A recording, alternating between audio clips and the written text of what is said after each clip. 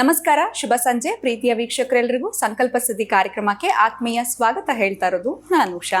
ಮೊದಲನೇ ಬಾರಿ ನಮ್ಮ ಚಾನೆಲ್ ವೀಕ್ಷಿಸ್ತಿದ್ದೀರಾ ಅಂತಂದ್ರೆ ಈಗಲೇ ನಮ್ಮ ಚಾನೆಲ್ನ ಸಬ್ಸ್ಕ್ರೈಬ್ ಮಾಡಿ, ನಮ್ಮ ವಿಡಿಯೋಸ್ನ ಲೈಕ್ ಮಾಡಿ.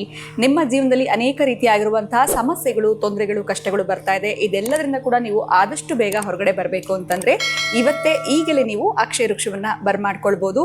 ಅಕ್ಷಯ ತೃತೀಯ ಕೂಡ ಹತ್ರ ಬರ್ತಾ ಇದೆ. ಆದಷ್ಟು ಬೇಗ ಅಕ್ಷಯ ವೃಕ್ಷವನ್ನ ಬರ್ಮಾಡ್ಕೊಳ್ಳೋದ್ರಿಂದ ಮನಿನ ನೀವು ಹೇಗೆ ಅಟ್ರಾಕ್ಟ್ ಮಾಡ್ಬೋದು ಅನ್ನೋದು ಒಂದು ಪ್ರಯೋಗವನ್ನ ನಿಮಗೆ ಗುರುಗಳು ವಿಡಿಯೋ ಮುಖಾಂತರ ಮಾಡಿ ತೋರಿಸ್ತಾರೆ. ಸೊ ಆಗ ನಿಮ್ಮ ಬಳಿ ಅಕ್ಷಯ ವೃಕ್ಷ ಇತ್ತು ಅಂತಂದ್ರೆ ನೀವು ಕೂಡ ಅದನ್ನ ಮಾಡಬಹುದು. ಎಂದಿನಂತೆ ಕಾರ್ಯಕ್ರಮದಲ್ಲಿ ನಮಸ್ತಲಿದ್ದಾರೆ ಸ್ಪಿರಿಚುವಲ್ ಗುರು ಡಾಕ್ಟರ್ ವಿಷ್ಣುದತ್ತ ಗುರುಜಿಯವರು. ಗುರುಗಳನ್ನ ಕಾರ್ಯಕ್ರಮಕ್ಕೆ ಬರ್ಮಾಡ್ಕೊಳ್ಳೋಣ. ನಮಸ್ತೆ ಗುರುಗಳೇ, ಕಾರ್ಯಕ್ರಮಕ್ಕೆ ಆತ್ಮೀಯ ಸ್ವಾಗತ. ಈ ಮದುವೆ ಡಿಲೇ ಆಗ್ತಾ ಇರೋರು ಅಥವಾ ಮದುವೆಗೆ ಪ್ರಯತ್ನ ಪಡ್ತಾ ಇದ್ದಾಗ ಎಲ್ಲೋ ಒಂದು ಕಡೆ ದೋಷ ಇದೆ ಅಂತ ಹೇಳಿರೋರು ಈ ಪದ ಕೇಳಿರ್ತಾರೆ. ಕುಜ ದೋಷ ಇದೆ, ಕುಜದು ಹುಡುಗಿಗೂ ದೋಷ ಇದೆ, ಹುಡುಗಂಗೂ ದೋಷ ಇದೆ, ಸೊ ಮ್ಯಾರೇಜ್ ಫಿಕ್ಸ್ ಆಗ್ತಲ್ಲ, ಡಿಲೇ ಆಗ್ತಾ ಇದೆ ಅಂತ. ಈ ಪರಿಹಾರ ವಿಚಾರಕ್ಕೆ ನಾವು ಬಂದಾಗ ಗುರುಗಳೇ, ದೋಷ ಇದ್ದಾಗ ಇಬ್ರಿಗೂ, ಹೆಣ್ಣಾಗ್ಲಿ ಗಂಡಾಗ್ಲಿ, ಇಬ್ರಿಗೂ ಒಂದೇ ರೀತಿ ಪರಿಹಾರ ಮಾಡ್ಕೊಳ್ಬೇಕಾಗತ್ತಾ? ಯಾಕಂದ್ರೆ ಕೆಲವ್ರು ಮಾಡ್ಕೊಂಡಾಗ ಬೇಗ ಮದುವೆ ಆಗುವಂಥ ಚಾನ್ಸಸ್ ಇರುತ್ತೆ. ಇನ್ನು ಕೆಲವ್ರು ಮಾಡ್ಕೊಂಡಿದೀವಿ ಆದರೂ ಕೂಡ ನಮಗೆ ಆಗಲಿಲ್ಲ, ಇನ್ನು 2 ವರ್ಷ ಆಯಿತು ಮಾಡ್ಕೊಂಡು, 3 ವರ್ಷ ಆಯ್ತಪ್ಪ ಎಲ್ಲ ಮಾಡ್ಕೊಂಡ್ವಿ ಆಗಲಿಲ್ಲ ಅಂತ ಹೇಳ್ತಾರೆ. ಸೊ ಈ ದೋಷ ಇದ್ದಾಗ ಯಾವ ರೀತಿ ಪರಿಹಾರ ಅನ್ನೋಂಥದ್ದು ಮಾಡ್ಕೊಳ್ಬೇಕಾಗತ್ತೆ? ಹೆಣ್ಣು ಹಾಗೆ ಗಂಡಿಗೆ ಇಬ್ರಿಗೂ ಒಂದೇ ರೀತಿ ಪರಿಹಾರ ಅನ್ನೋಂಥದ್ದು ಇರುತ್ತಾ ಅಥವಾ ಬೇರೆ ಬೇರೆ ಇರುತ್ತಾ? ಹೇಗೆ ಕುಜದೋಷ ಇದ್ದಾಗ ಇನ್ನೇನೆಲ್ಲ ಪ್ರಾಬ್ಲಮ್ಸ್ ಆಗಬಹುದು, ಇದ್ರ ಬಗ್ಗೆ ಕೂಡ ತಿಳಿಸ್ಕೊಡಿ. ಓಂ ವಿಶ್ವಸ್ಮೈ ನಮಃ. ಪ್ರೀತಿಯ ಬಂಧುಗಳೇ, ಮೊನ್ನೆ ಅಷ್ಟೇ ಈ ವಾರಗಳದ್ದು ಹೇಳುವಾಗ ವಾರದ ಗ್ರಹ ದೇವತೆ ಹೇಳ್ತಾ ಬಂದೆ ನಾನು ಇರ್ತಿದ್ದು ಅಂತ. ಇಲ್ಲಿ ನೀವು ಕುಜ ಅಂತ ತೆಗೆದುಕೊಂಡಾಗ ಆ ಮಂಗಳವಾರದ ಗ್ರಹ ದೇವತೆ ಕುಜ, ಅಧಿಷ್ಠಾನ ದೇವತೆ ಬಂದು ಸುಬ್ರಹ್ಮಣ್ಯ ಸ್ವಾಮಿ. ಇದು ಸ್ವಲ್ಪ ನಾವು ಕಂಪೇರ್ ಮಾಡುವಾಗ ಈ ವಧುವರರ ಇಬ್ಬರ ಜಾತಕದಲ್ಲೂ ಕುಜದೋಷವಿರಬೇಕು. ಒಬ್ಬರಿಗಿದ್ದು ಒಬ್ರಿಗಿಲ್ಲ ಅಂದರೆ 100ಕ್ಕೆ 100 ಮದುವೆ ಮಾಡಬಾರ್ದು. ಏನೂ ಆಗಲ್ಲ ಬಿಡು, ಇವೆಲ್ಲ ಯಾರು ನೋಡ್ತಾರೆ ಈಗ ಅಂತಂದರೆ ಆಮೇಲೆ ನೋಡ್ತಾರೆ. ಎಷ್ಟು ಚೆನ್ನಾಗಿದ್ದು ಮಾಡಿದ್ರೇ. ಈಗ ಹೇಗೆ ನಾನು ಇಲ್ಲೊಂದು ಪದ ಬಳಸ್ಬೇಕಂದ್ರೆ, ತಾಯಿ ಹಾಲು ಕುಡಿದ ಮಕ್ಕಳೇ ಬದುಕ್ತಿಲ್ಲ, ಇನ್ನು ವಿಷ ಕುಡಿದ ಮಕ್ಕಳು ಬದುಕ್ತವ ಅಂತ. ಎಷ್ಟು ನಾವು ಈ ಸನಾತನ ಸಂಪ್ರದಾಯದ ಸಂಸ್ಕಾರಗಳ ಜೊತೆಗೆ ಮುಂದುವರೆದ್ರೂ ಕಷ್ಟ ಇರತಕ್ಕಂಥ ಈ ಸಂದರ್ಭಗಳಲ್ಲಿ ಅವಹೇಳನ ಕೂಡೋದು ನೀವು ಮಾಡಿಯೇ ತೀರಬೇಕಾಗತ್ತೆ. ಮ್ಯಾರೇಜ್ ಒಂದೇ ಅಲ್ಲ, ಇಲ್ಲಿ ಅವರ ಕೆರಿಯರ್ ರೂಪಿಸ್ಕೊಳ್ಳೋಕ್ಕೆ ಬೇಕಾಗಿರತಕ್ಕಂಥ ಎಷ್ಟು ಕೆಲಸಗಳಿದಾವೋ,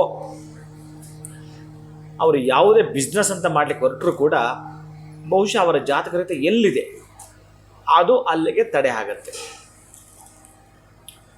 ಈಗ ಹೆಣ್ಣು ಮಗುವಿನ ಜಾತಕದಲ್ಲಿ 4ನೇ ಮನೆಯಲ್ಲಿ ಲಗ್ನಾತ್ 4th ಹೌಸ್ ಏನಾದರೂ ಕುಜನಿದ್ದಾನೆ ಅಂತಂದರೆ ಅತ್ಯಂತ ಪ್ರಭಾವಶಾಲಿಯಾದ ಕುಜದೋಷ. ಅದೇನಾದರೂ ಶತ್ರು ಮನೆ ಆಗಿದ್ರೆ ಮತ್ತು ಕಷ್ಟವಾಗಿಬಿಡ್ತಕ್ಕಂಥ ಸಾಧ್ಯತೆ ಇರುತ್ತೆ.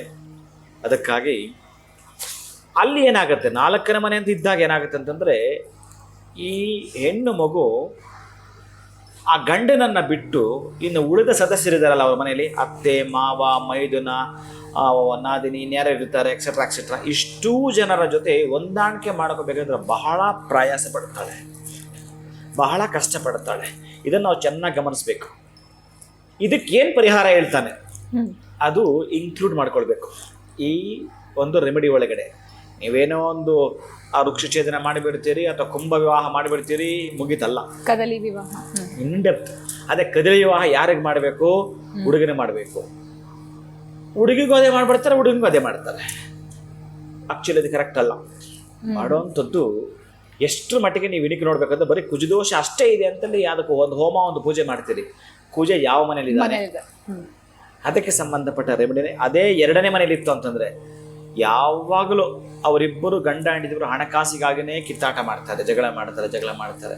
ನಾನು ದುಡ್ದಿದ್ದು ಹೀಗಾಯಿತು, ನೀನೆಲ್ಲ ತೆಗೆದುಕೊಂಡೆ ಅಥವಾ ನೀನು ಕೊಡಲಿಲ್ಲ, ಹೀಗೆಲ್ಲ ಒದ್ದಾಟ ಮಾಡ್ತಾರೆ. 7ನೇ ಮನೆ ಇದ್ರಂತೂ ಬೇಡ. ಇನ್ನು ಅವರ ಇಬ್ಬರ ಮಧ್ಯೆ ಬರ್ತಕ್ಕಂತಹ ಸೆಕ್ಸುವಲ್ ಅಂಡರ್ಸ್ಟ್ಯಾಂಡಿಂಗ್ ಅದು ಹೇಳ್ಕೊಳ್ಳೋಕ್ಕಾಗಲ್ಲ. ಮತ್ತೊಂದಿನ ಯಾವತ್ತೋ ಅದಕ್ಕೆ ಪದಚ್ಯುತಿ ತಂದು ಬಿಡ್ತಕ್ಕಂತಹದ್ದು. ಇನ್ನು 12ನೇ ಮನೆಯಲ್ಲಿ ಕುಜನಿದ್ದಾರೆ ಅಂತಲೂ ನನಗೊಂದು ವರ್ಷ ಆಯಿತು, 2 ವರ್ಷ ಆಯಿತು, ಅಟ್ಲೀಸ್ಟ್ ನನಗೊಂದು ಇಷ್ಟರ ಮಟ್ಟಿಗೆ ಗೋಲ್ಡ್ ಕೊಡಿಸ್ತಿದ್ದೀನಿ ನಿನ್ನ ಯೋಗ್ಯತೆಗೆ, ಈ ಹಬ್ಬಕ್ಕೆ ನನಗೆ ಬಟ್ಟೆ ಕೊಡಿಸ್ತೀನಿ ಯೋಗ್ಯತೆಗೆ, ಈಗ ಸ್ಟಾರ್ಟ್ ಆಗ್ತದೆ. ಅವನೇನು ಮಾಡಬೇಕು? ತುಂಬ ಚೆನ್ನಾಗಿದ್ದವನೇ, ಯಾಕೆ ಗೊತ್ತಿಲ್ಲ. ಈ ಮಾತುಗಳೆಲ್ಲ ಹಂಚ್ಕೊಳ್ಬೇಕಾಗ್ತವೆ. ಅದಕ್ಕೆ ನಾನೇನು ಹೇಳ್ತೀನಿ ಅಂತಂದರೆ, ಇದು ವಿಜ್ಞಾನವಾದ್ದರಿಂದ ನಾವು ಗಮನಿಸೋಣ ಅನ್ನೋದೇ. ಆದರೆ ನಾವು ಯಾವ ಮನೆಯಲ್ಲಿ ಏನೇನು ಪ್ರಕಾರ ಹಿಡಿತೀವಿ, ಈಗ ಅಡುಗೆ ಮನೆಯಲ್ಲೇ ಊಟ, ಅಡುಗೆ ಮನೆಯಲ್ಲೇ ಮಲಗೋದು, ಎಲ್ಲವೂ ಅಲ್ಲೇ ಇಲ್ವಲ್ಲ. ಹೌದು. ಅದಕ್ಕೆ ಈ ಲಗ್ನ ಕುಂಡಲಿ ಯಾವ ಮನೆಯಲ್ಲಿ ಏನೇನಿದೆ, ಯಾರದ್ದ ಮನೆ, ಎಲ್ಲಿದ್ದೇವೆ, ಇದನ್ನು ಗಮನಿಸಿಕೊಂಡು ಅದಕ್ಕೆ ಸಂಬಂಧಪಡ್ತಕ್ಕಂಥದ್ದು, ಹುಡುಗಿಗೆ ಸಂಬಂಧಪಟ್ಟ ಕುಂಭ ವಿವಾಹದ ಆ ರೆಮಿಡಿಯನ್ನು ಅದು ಹೇಗೆ ಹೇಳುತ್ತೆ, ಆ ಶಾಸ್ತ್ರ ಪ್ರಕಾರ ಕುಂಭ ವಿವಾಹವನ್ನು, ಹುಡುಗನಿಗೆ ಹೇಳಿರ್ತಕ್ಕಂತಹ ಕದಲಿ ಅಥವಾ ಅರ್ಕ ವಿವಾಹವನ್ನು ಮಾಡ್ತಕ್ಕಂತಹ ಎರಡೂ ಪದ್ಧತಿಯನ್ನು ಅನುಚಾನಾಗಿ ತಪ್ಪದೇ ನಾವೇನಾದರೂ ಮಾಡ್ಕೊಳ್ತೀವಿ ಅಂತಂದರೆ ಯಾಕಷ್ಟು ಇವರ ಜೀವನದಲ್ಲಿ ತೊಂದರೆ ಬರಲ್ಲ. ಚೆನ್ನಾಗಿ ಜ್ಞಾಪಕ ಇಟ್ಕೊಳ್ಬೇಕು, ಇಬ್ಬರಿಗೂ ಕುಜದೋಷ ಇರಬೇಕು, ಓದುವರಿಬ್ಬರಿಗೂ ಕುಜದೋಷ ಇರಬೇಕು. ಇದು ಬಹಳ ಚೆನ್ನಾಗಿರತಕ್ಕಂಥದ್ದು. ಆದರೆ ಎರಡಕ್ಕೂ ಪರಿಹಾರ ಕೂಡ ಮಾಡಿಯೇ ತೀರುವಂಥದ್ದು, ಮಾಡಿಕೊಂಡೇ ಮುಂದುವರಿಬೇಕು. ಆಮೇಲೆ ಹುಡುಗನ ಜಾತಕದಲ್ಲಿ ಕುಜ ಇಲ್ಲಿದ್ದಾನೆ, ವಧುವಿನ ಜಾತಕದಲ್ಲಿ ಕುಜ ಇಲ್ಲಿದ್ದಾನೆ. ಇದರ ಸಾಮೀಪ್ಯವನ್ನು ನೋಡಿಕೊಂಡು ಅದಕ್ಕೆ ಸಂಬಂಧಪಟ್ಟ ರೆಮಿಡಿಯನ್ನು ಮಾಡಿಕೊಂಡು ಕುಜದೋಷನ ಕ್ಲಿಯರ್ ಮಾಡ್ಕೊಂಡು ಮುಂದಕ್ಕೆ ಹೋಗ್ಬೋದು. ಯಾಕೋ ನಮ್ಮ ಹುಡುಗ ಒಂದು 6 ತಿಂಗಳು ಕೆಲಸ ಮಾಡ್ತಾನೆ ಮತ್ತು ಬಿಟ್ಟು ಬರ್ತಾನೆ, ನಮ್ಮ ಹುಡುಗಿ ಜಾಬ್ ಟ್ರೈ ಮಾಡ್ತಿದ್ದಾಳೆ, ಕೆಲಸ ಸಿಗ್ತಾನೆ ಇಲ್ಲ. ಇದು ಇವ್ರಿಗೂ ಕೂಡ ಅಪ್ಲೈ ಆಗ್ತಕ್ಕಂಥದ್ದಾಗಿರುತ್ತೆ. ಅವರ ಆ ಕುಜದೋಷವನ್ನು ಕ್ಲಿಯರ್ ಮಾಡಿಕೊಂಡು ಮುಂದುವರತಕ್ಕಂಥ ಪದ್ಧತಿ ಇರುತ್ತೆ. ಹಾಗೆ ಆ ಒಂದು ಪರಿಹಾರವನ್ನು ಮಾಡಿಕೊಂಡ್ರೆ ಮಾತ್ರ ಇದು ಕ್ಲಿಯರ್ ಆಗುತ್ತೆ. ಖಂಡಿತ ಗುರುಗಳೇ, ಈ ಕುಜ ದೋಷ ಅಂತಂದ್ರೇನು ಬರೀ ಮ್ಯಾರೇಜ್ ಅಷ್ಟೇ ಅಲ್ಲ, ಕೆರಿಯರ್ನಲ್ಲಿ ಕೂಡ ಇದು ಯಾವ ರೀತಿ ಪ್ರಾಬ್ಲಮ್ ಕೊಡುತ್ತೆ ಅಂತ ನೀವು ತಿಳಿಸ್ಕೊಟ್ರಿ. ಕುಜ ದೋಷದ ಪರಿಹಾರ ಅಂದಾಗ ಹೆಣ್ಣಾಗ್ಲಿ ಗಂಡಾಗ್ಲಿ ಇಬ್ರಿಗೂ ಒಂದೇ ರೀತಿ ಇರೋದಿಲ್ಲ. ಕುಜ ಯಾವ ಮನೇಲಿದ್ದಾನೆ ಅನ್ನೋಂಥದ್ದು ಕೂಡ ನೋಡಬೇಕಾಗತ್ತೆ. ಅದಕ್ಕೆ ಅನುಗುಣವಾಗಿ ಸರಿಯಾದ ಕ್ರಮದಲ್ಲಿ ಪರಿಹಾರ ಮಾಡಿಕೊಂಡ್ರೆ ಖಂಡಿತ ಅವ್ರಿಗೆ ಸೊಲ್ಯೂಷನ್ ಅನ್ನೋಂಥದ್ದು ಸಿಗುತ್ತೆ ಅಂತ ತಿಳಿಸ್ಕೊಟ್ಟಿದ್ದೀರಾ. ಧನ್ಯವಾದಗಳು, ನಮಸ್ಕಾರ. ಹರೇ ಶ್ರೀನಿವಾಸ.